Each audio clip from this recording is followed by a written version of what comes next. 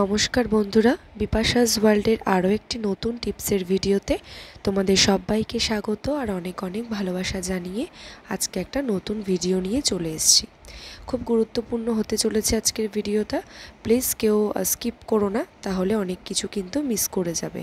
প্রথম টিপস দেখো, প্রত্যেক দিনের রান্নাতে কিন্তু প্রায় আদা আমাদের প্রত্যেকের কাজেই লাগে।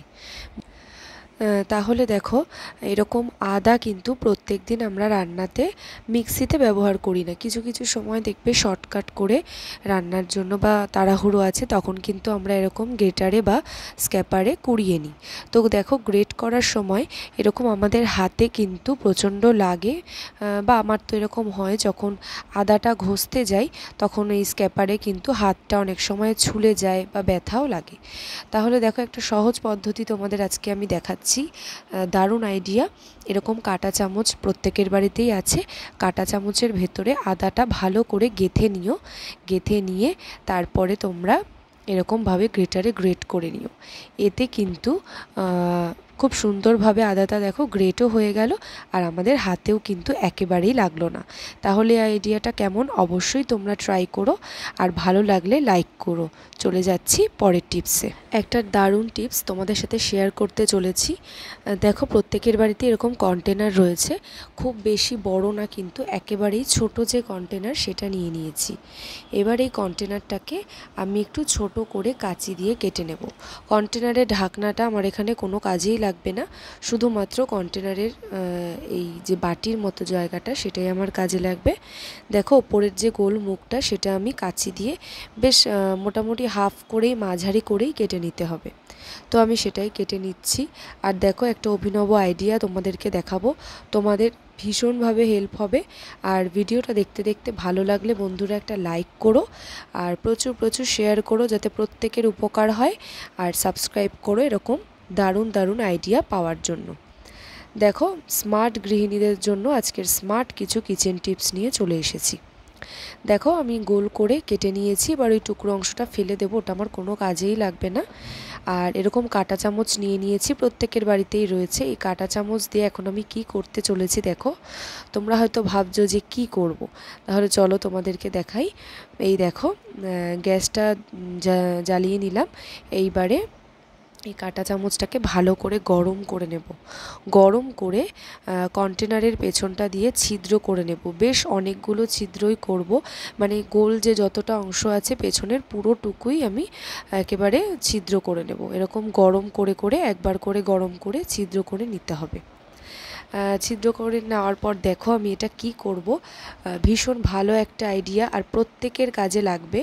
ভীষণ কাজের এটা আমাদের মহিলাদের কিন্তু এরকম বুদ্ধি খাটিয়ে যদি আমরা সংসারের কিছু কাজ করি তাতে কিন্তু পরিশ্রমও কম হবে, আর বেশ কিছুটা সংসার খরচের টাকাও কিন্তু বেঁচে যাবে। তো আইডিয়াটা কিন্তু দারুণ। দেখো, আমি আগে ভালো করে গরম করে করে কন্টেনারটাকে পুরোটাই ছিদ্র করে নিচ্ছি। মোটামুটি পেছনের পুরো অংশটা ছিদ্র করলেই হবে, সাইডটা দরকার নেই।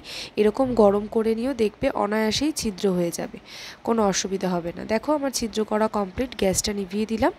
এইবারে দেখো কি করছি আমি, ছিদ্র করে নেওয়ার পর এবার আমি কন্টেনারের বাটিটা, আমাদের যে রান্নাঘরের কিচেন সিঙ্ক প্রত্যেকের বাড়িতেই রয়েছে, সেই সিঙ্কে কিন্তু আমরা শাক পাতা মাছ মাংস সব কিছুই ধুয়ে থাকি। দেখবে ওই ছিদ্রগুলো তো খুব একটা ছোট না, মোটামুটি বড়। দেখবে চাল চা পাতা ছোট ছোট শাকের কুচি বা মাছের আঁশ বা কাটা সমস্ত কিছুই কিন্তু ঢুকে যায়। এই ঢুকতে ঢুকতে এর ফলে কিন্তু পুরো মুখটাই জাম হয়ে যায়। এই কারণে দেখো, এরকম যদি কন্টেনারগুলো তোমরা এরকম ছিদ্র করে এখানে বসিয়ে নিতে পারো। দেখো, আমি চা পাতা দিলাম, চা পাতাটা ধুয়ে নিলাম। দেখো, জলটা ছেঁকে পড়ে যাচ্ছে আর মুখটা একেবারেই ক্লিন, আর একটুও কিন্তু ভেতরে পড়ে নেই, পুরোটাই কিন্তু ছাঁকনির মতন ছেঁকে রয়েছে। এই টিপসটা কেমন, যদি ভালো লাগে প্লিজ লাইক করো, আর আশা করছি এই টিপসটা তোমাদের দারুণভাবে কাজে লাগবে। তৃতীয় টিপস নিয়ে চলে আসলাম। দেখো আমাদের প্রত্যেক দিনের মহিলাদের কাজকর্ম হচ্ছে মাছ মাংস ধোয়া। তো এরকম মাছ মাংস আমাদের প্রত্যেক দিনই মহিলাদের ধুতে হয়। আর যে কোনো আষ্টে জিনিস হতে পারে। দেখো ধোয়ার সময় আমাদের হাতে কিন্তু খুব বাজেভাবে গন্ধ হয়, সাবান দিলেও কিন্তু সেই গন্ধ যায় না। এটা আমাদের রোজকার একটা ঝামেলা বলতে পারো। আমার তো এটা হয়, মাছ মাংস ধুলে সেই হাতে আষ্টে গন্ধটা কিন্তু কিছুতেই যায় না, তাতে কিন্তু খুব বাজে লাগে। কোনো জিনিস যেই জিনিসটাই ধরা হয় সেই জিনিসটাতেই কিন্তু আষ্টে মাছের গন্ধ হয়ে যায়, সেটা কিন্তু একেবারেই কিচেনে ভালো লাগে না।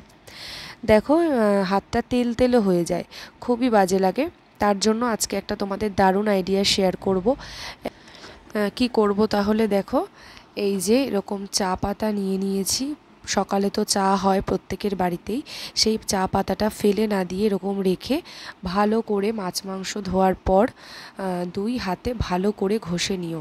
তাতে কিন্তু মাছ মাংসের যে আষ্টে গন্ধ সেটা একেবারে উবে যাবে ম্যাজিকের মতো। আমি এটা করে থাকি, একেবারে দারুণভাবে এটা প্রমাণিত। তোমরা একদিন করে দেখো, তাহলেই বুঝতে পারবে।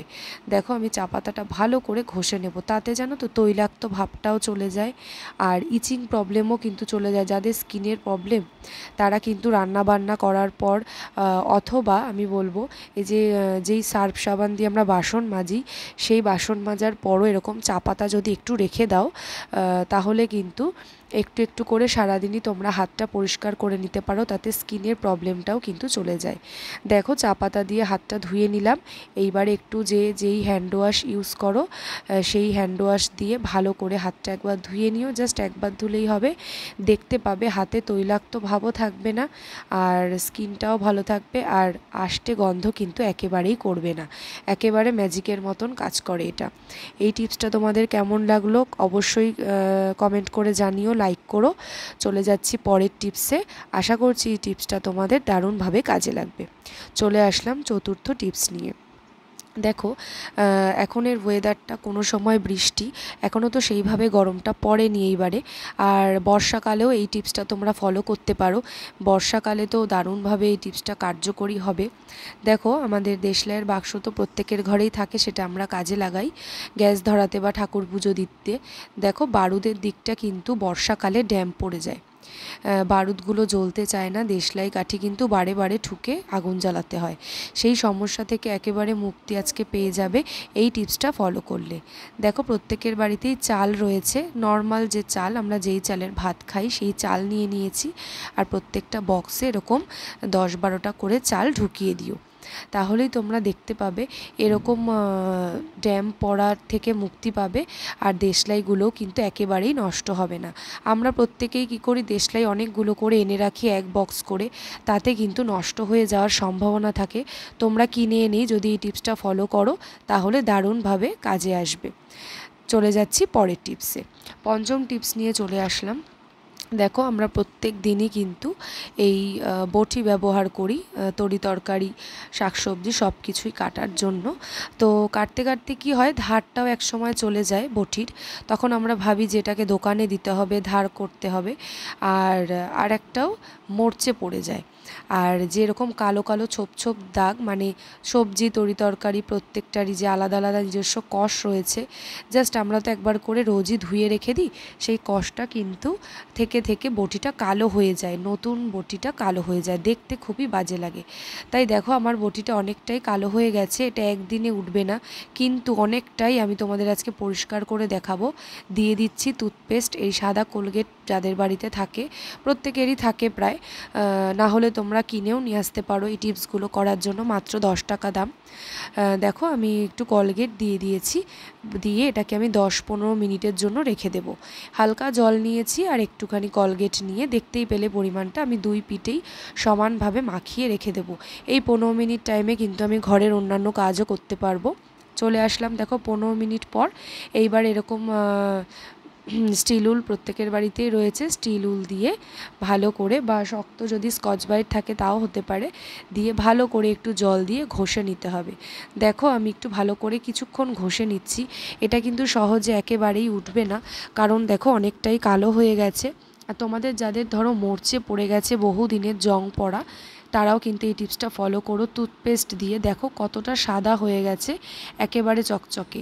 এরকম যদি 15 দিনে একদিন এরকমভাবে ডিপ ক্লিন করা হয় বটিটা, তাহলে অনেক দিন পর্যন্ত ভালো থাকবে আর দেখতেও কিন্তু পরিষ্কার লাগবে। কিচেন বলো বা ঘরের প্রত্যেকটা আসবাবপত্র যদি এরকমভাবে নিট অ্যান্ড ক্লিন থাকে আর যত্ন থাকে, তাহলে কিন্তু খুবই নিজের কাছেও ভালো লাগে আর সংসারের অনেকটা খরচ কিন্তু বাঁচানো যায়। দেখো কি সুন্দর করে পরিষ্কার হয়ে গেছে। আগেও দেখতে পেয়েছিলে কালো হয়ে গেছিলো, আর এখন দেখো টুথপেস্ট দেওয়ার পর কত সুন্দর পরিষ্কার হয়ে গেছে। এরকম যদি 2-3 দিন ছাড়া ছাড়া পরিষ্কার করা হয়, একেবারে বটিটা কিন্তু নতুনের মতো থাকবে। আর দেখো ধারটাও কিন্তু কমে গেছে, তাই আমি এখন সাময়িক কাজ চালানোর জন্য নিজেই এখন বাড়িতেই ধার করে নেব, কারণ সবজি কাটতে হবে আমাকে, এখন তো দোকানে দেওয়া সম্ভব না। আর দেখো এরকম খুন্তি নিয়ে নেবে, একটা খুন্তি দিয়ে ভালো করে ঘষে ঘষে নেবে অনেকবার, একটু বটিটা কাত করে নেবে আর খুন্তিটাও মোটামুটি লম্বা করে নেবে, শুইয়ে নেবে না। এইবারে দুটো ধার দিয়ে ভালো করে ঘষবে, মোটামুটি 4-5 বার ঘষবে, দেখবে খুব সুন্দর ধার হয়ে যাবে। ওই দেখো সামনেটা সাদা সাদা হয়ে গেছে, মানে পুরোটাই কিন্তু ধারালো হয়ে গেছে বটিটা। এবারে ভালো করে ধুয়ে পরিষ্কার করে আমি তোমাদেরকে ফাইনাল রেজাল্টটা দেখাচ্ছি। দারুণ কিন্তু উপকারী এই টিপসটা। তোমরা টুথপেস্ট দিয়ে এরকম মরচে পড়া বা এরকম নোংরা কালো বটি পরিষ্কার করে নিতে পারো, আর খুন্তির পেছনটা দিয়ে ধার করে নিতে পারো। কেমন লাগলো আজকের ভিডিওটা বন্ধুরা, অবশ্যই কমেন্ট করে জানিও, আর প্রচুর প্রচুর শেয়ার করো আজকের ভিডিওটা। ভালো লাগলে লাইক করো, সাবস্ক্রাইব করে বেল বাটনটা অল করে পাশে থেকো। আর এরকম টিপসের ভিডিও নিয়ে আমি আবারও চলে আসব। ততক্ষণ তোমরা সবাই খুব ভালো থেকো, সুস্থ থেকো। দেখা হচ্ছে অন্য কোনো ভিডিওর সঙ্গে।